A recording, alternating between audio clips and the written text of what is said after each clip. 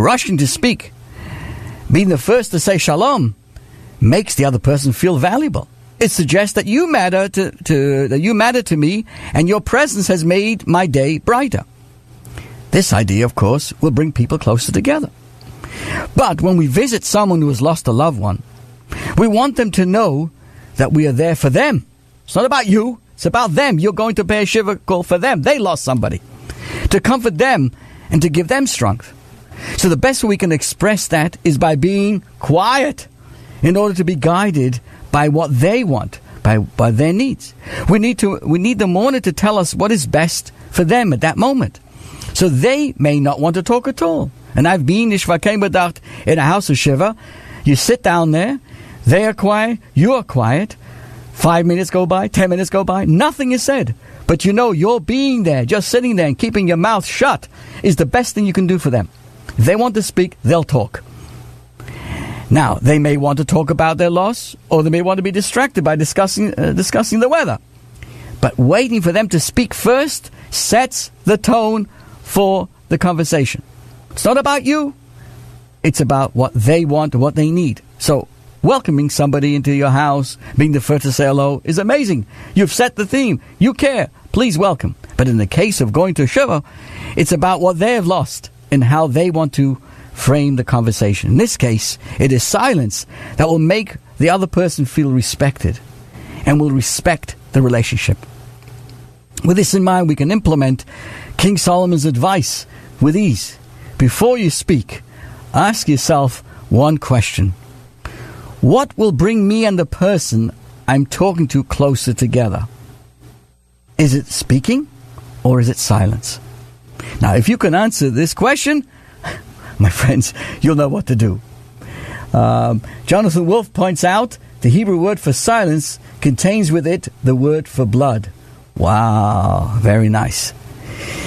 Now, in the world that we live in today, how can we find a gentle way of silence in this very, very noisy world that we live in? Every generation defines itself in a particular way. People who belong to a specific generation express themselves in distinctive form. You know, the younger people today, they call themselves the millennials. I don't know, baby boomers. Everybody's got a different name today of a different generation. Whether it's the literature, the philosophy, or the music that particular generation. Understandably, social critics and historians have always found the need to label eras, periods, and groups. The 20th century has been called by various names. I think an individual called Aldous Huxley, writing in the 40s, referred to his century as the age of noise. We're not too far behind. He says the radio, he once wrote, is nothing but a conduit through which prefabricated din can flow into your home. That's why we use Facebook. It's a little less. But thank you to Andy Weissman. Thank you so much for joining us over here. If noise was an issue years back, today it's with a literal explosion of modern technology with headphones and iPhones and iPads and who knows, the noise level is up 1,000 degrees. We're being so surrounded by noise. Underlying this urgency for noise, I would say, is the fear of being alone.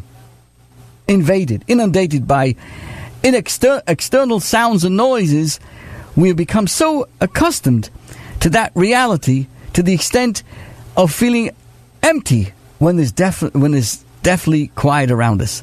Imagine, I often go into the Roosevelt shopping mall. Now, if I walk in there and I don't hear noise, I think it's closed. Every store has blaring noise. I walked into a shoe store the other day, and all I could hear was banging and noises and drumming and the singing the song, those boots were made for walking. I mean, enough already of this. You just can't go around. Imagine you're walking into this upscale boutique, and nothing is being played on the sound system.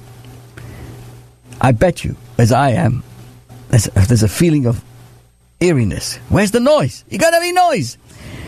When was the last time you took a long drive alone in your car and didn't immediately flip on the music? Today, when you buy yourself a car, or you lease a car, whatever, the car manufacturers pride themselves by, you know what this car has? You get 6 months free of XM radio. Oi, gewalt, satellite radio systems. And you can be driving and listening and pick up thousands of stations as you drive. When is it quiet? We urgently sense the need to fill the empty airwaves with noise. Noise is so much part of our life that we become dependent on it for our well-being. So many of us derive our sense of vitality from sound. We feel empty in silence. There is a need and almost a perverse compulsion to break any silence and to talk and perhaps even to sing. So underlining this urgency for noise, I would say, is the fear of being alone. Somehow, if there's no noise going on, oi! And what happens when you're alone and there's no noise? You start to think. And for some people, that's very dangerous, but that's not the case. Simply, we're afraid to be alone with ourselves and certainly scared to experience a genuine self-encounter. So we fill ourselves all kinds of noise and other kinds of addictions just to get away from a genuine self-encounter. And so we fill the airways with sound, for it's the sound that creates this illusion of company. Even speaking to ourselves will do the trick. From when we're speaking, there's an impression of a speaker and a listener. And the two are separate. So the dread of being alone and being alone with our own presence can be quite devastating. Sitting relaxing in a hot tub, well, someone told me, most people when they're sitting in the hot tub, instinctively they have to reach for a book or a paper. I've even seen advertised all kinds of contraptions that when you're in the taking a shower, you can have your iPhone playing music there. And it doesn't get wet, doesn't get destroyed, but you got to be in the shower listening to the iPhone to music. Give me a break already. We live in a culture that compels us to relentlessly do things.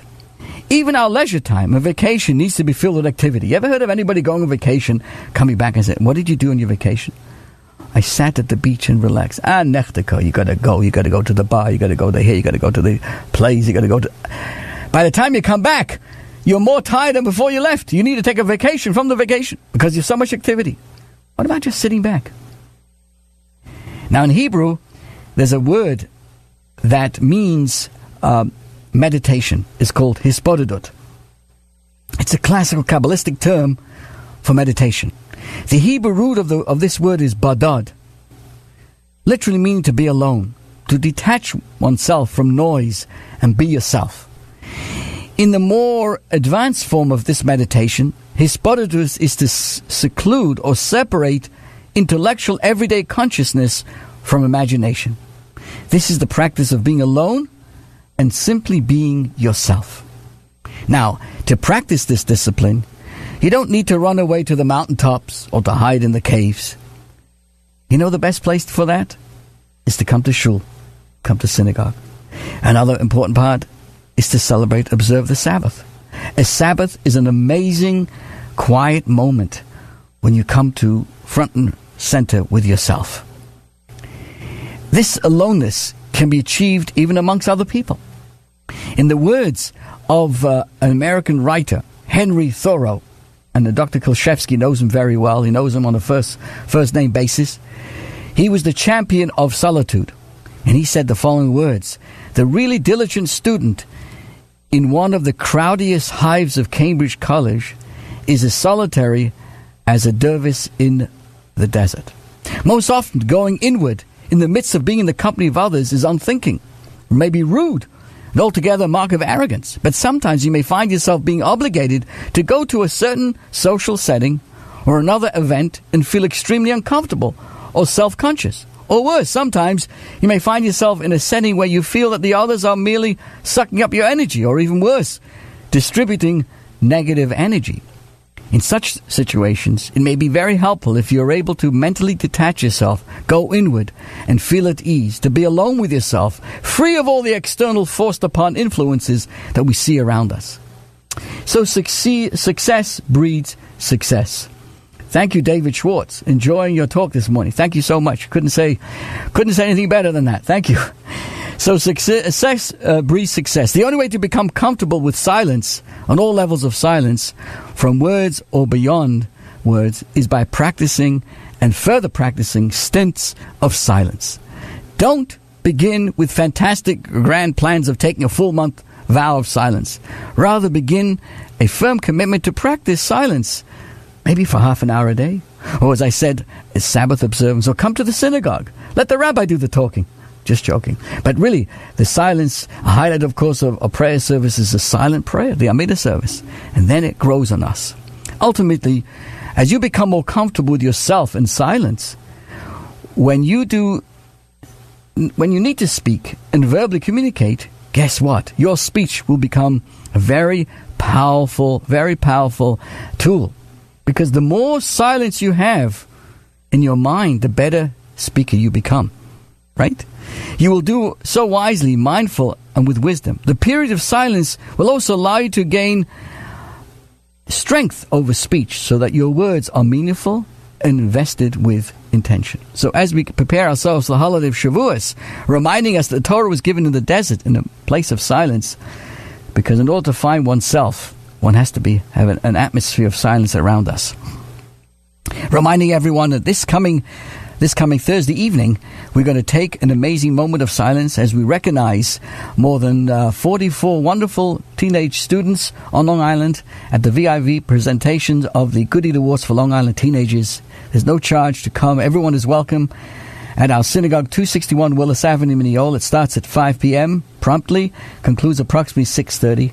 An opportunity for you to sit in silence and to appreciate the wonderful young men and women here on Long Island, students who are dedicating their life to altruism and good deeds.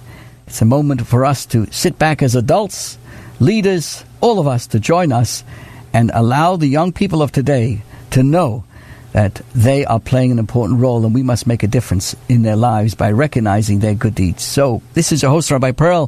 Thank you for joining us in this amazing program, if I may say so.